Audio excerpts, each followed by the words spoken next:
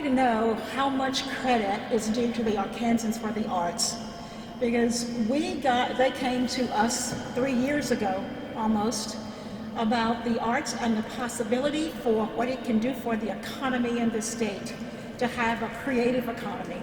And I know it was 2005 when I read the first book from Richard Florida on the creative economy, and I couldn't even get a conversation going about it. So what the folks at Arkansans for the Arts did, they came with data, they came with research and said, here's what's possible. And it's like $1 billion that we're leaving on the table. So when we formed the Arts Caucus, that was just a way of kind of getting us together. We've been deliberately bipartisan. There are 8 districts, art districts, that's from the Arkansans for the Arts. And what Les and I set out to do was that in every one of our art districts, we would have a Republican and a Democrat. Now, that didn't always work out, but we ended up balancing it with Democrats and Republicans in our initial Arts Caucus. These are the folks who are part of the founding members. I'll just call their names because I think they deserve it. In District 1, Scott Flippo and Jana De La Rosa, and Jana is not here anymore, but she was a part of the founding members. Senator Missy Irvin and Representative Craig Christensen in District 2. District 3 were Ron Caldwell, Representative Monty Hodges, and Deborah Ferguson. That one ended up with 3 because of the size and to get balance with Democrats and Republicans. Senator Matt Pitch, who is just dying that he can't be here, but he has another meeting, and Sarah Capp in District 4. And in District 5, and we've got to get somebody for Sarah Capp. District 5 with Breanne Davis as the founding member and Representative Warren from District 5. District 6, Joyce Elliott and Reginald Murdoch. District 7, Larry Teague and Carol Dalby, and Carol is here somewhere, there she is. And in District 8, Eddie Cheatham and Senator Eddie Cheatham and Representative Debbie Flowers. So I will stop at this point and have you, Representative Warren, say whatever you need to say, want to say, and I will tell you real quickly about the bill, and then we will have some closing remarks from Arkansans for the Arts. Thank you, Senator Elliott. I have to give credit where credit is due. Senator Elliott has been a driving force behind this, but I have to tell you, I have loved working with her on this. Arkansas is so rich in the arts.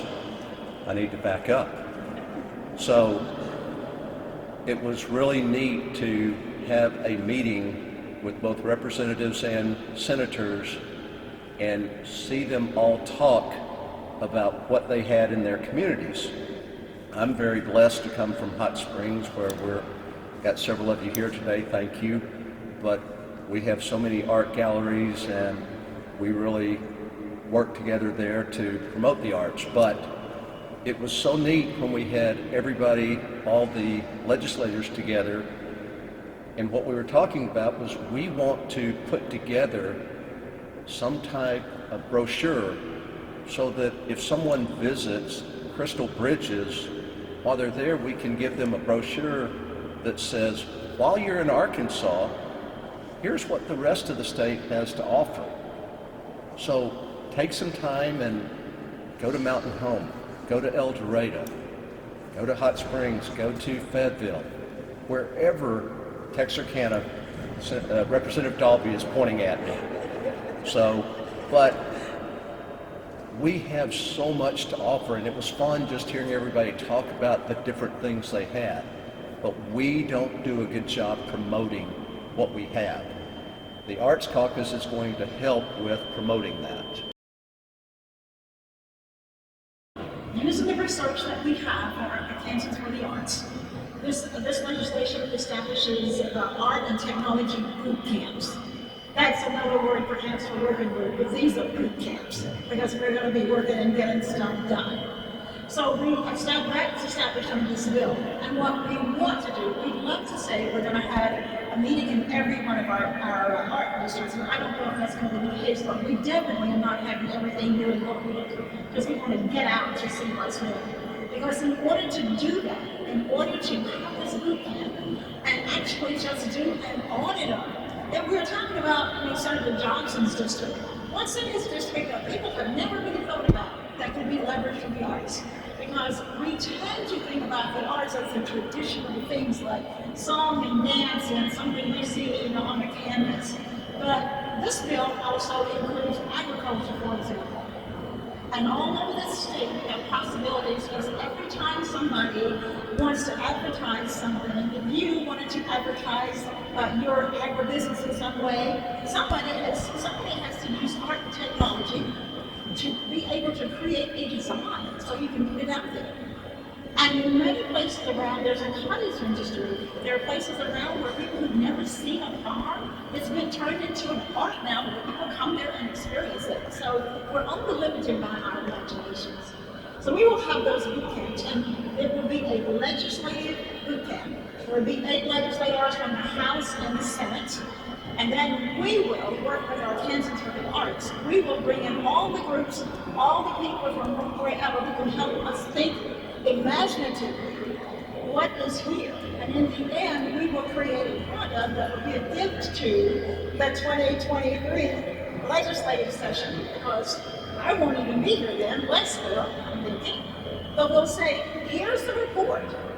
Here's what we can do to leverage this $1 billion that we're leaving on the table by thinking about the arts more democratically and working with groups across the board. That's what's happening here today. And I will just leave it at that and ask Sandy if she will please come up. And Sandy, come on up. Sandy will talk to you about their vision from our Kansas for the Arts. And I want to acknowledge that Lenore Schultz and Margot Hurd are not here today, but they were the people who came to us with this whole idea. And we've met with our Kansas for the Arts, and by the way, this is supported by the Arkansas Economic Development folks as well, because we shared the vision with them, and they were going to be working with us, and we have made it clear that we want the next appointment to the AEDC board to be somebody steeped in the arts, so that we'll also be represented. Thank you, Senator Elliott. And first of all, I want to thank, on behalf of the Board of Kansans for the Arts, our members throughout the state.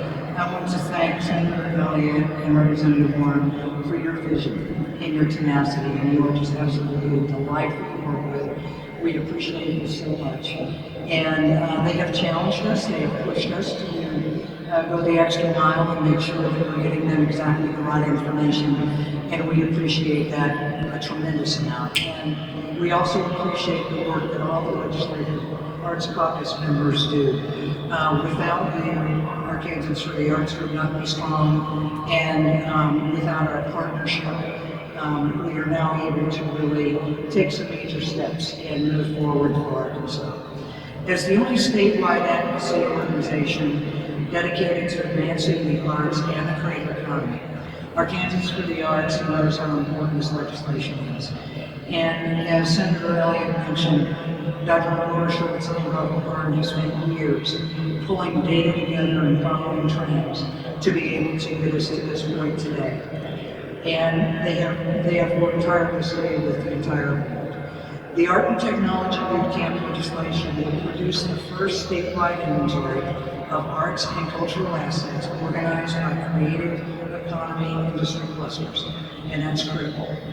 It will connect assets to produce future online entertainment, digital commerce, educational learning programs, telemedicine, and businesses that we can't even dream of today. We appreciate the use of the word that Senator Elliott and Representative Warren put in about boot camps, because it captures the basics and the hard work that are necessary for the foundation of what's to come. And we appreciate every one of you that are going to sign up for these boot camps. Yes, it'll be hard work, but we promise you it'll be a little bit of fun as well.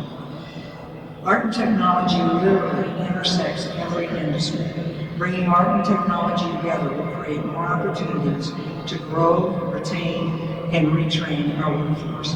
It will not only help us keep talent in Arkansas, which we must do, but we have a brain drain right now, it will also help to attract new talent to Arkansas. Art and Technology Bootcamp focuses on multiple sectors to build and expand traditional and digital arts, tourism, recreation, agribusiness, health and wellness, consumer products, and cottage industries. In short, it is the primary pipeline for talent, innovation, and potential new revenue sources in our future workforce. The next Netflix, Zoom, or WebMD could, in fact, be founded here in Arkansas, and we invite everyone across all economic sectors to imagine the possibilities at the intersection of art and technology. This is very exciting. We appreciate all of you, and we definitely appreciate Senator Elliott, Representative Warren, and we're ready to roll up our sleeves and go to work. Thank you.